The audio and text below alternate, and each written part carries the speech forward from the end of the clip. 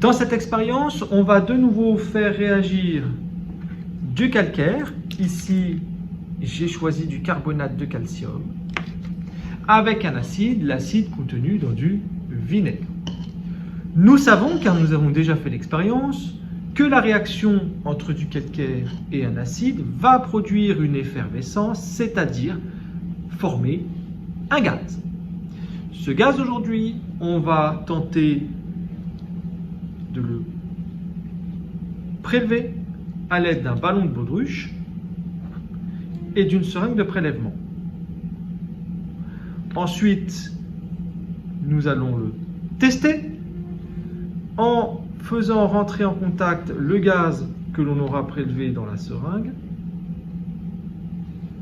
avec un liquide en chimie que l'on appelle de l'eau de chaux. Ce liquide, pour l'instant, est transparent et incolore. Mais il a une propriété intéressante en chimie, c'est qu'il a la propriété de changer de couleur et de devenir trouble, blanchâtre, en présence d'un gaz, du dioxyde de carbone. Vérifions donc qu'en faisant réagir mon calcaire, ici du carbonate de calcium, avec mon vinaigre que je vais insérer, le gaz produit bien du dioxyde de carbone.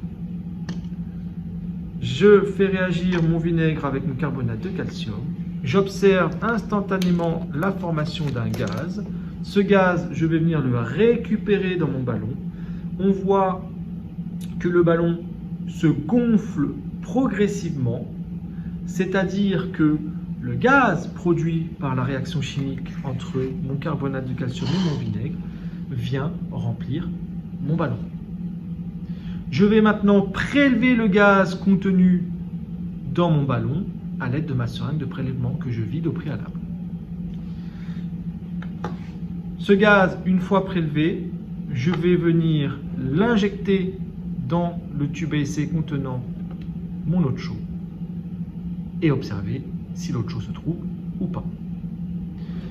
Pour prélever le gaz, je viens pincer le ballon, je le tourne sur lui-même, de sorte à ce que le gaz reste contenu à l'intérieur du ballon au moment où je vais l'enlever de mon tube à essai. La phase délicate de l'expérience, c'est maintenant, c'est le moment où il va falloir faire le prélèvement du gaz. J'utilise pour ça ma seringue, je prélève un maximum de gaz.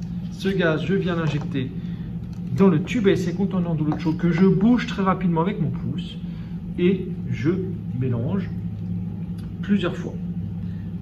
On dit lorsqu'on fait un tel geste en chimie qu'on homogénéise.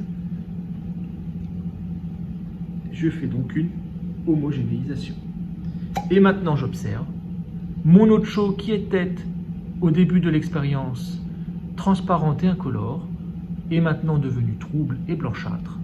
Cela signifie que le gaz produit par la réaction entre mon carbonate de calcium et mon vinaigre, autrement dit mon calcaire et mon acide, est du dioxyde de carbone.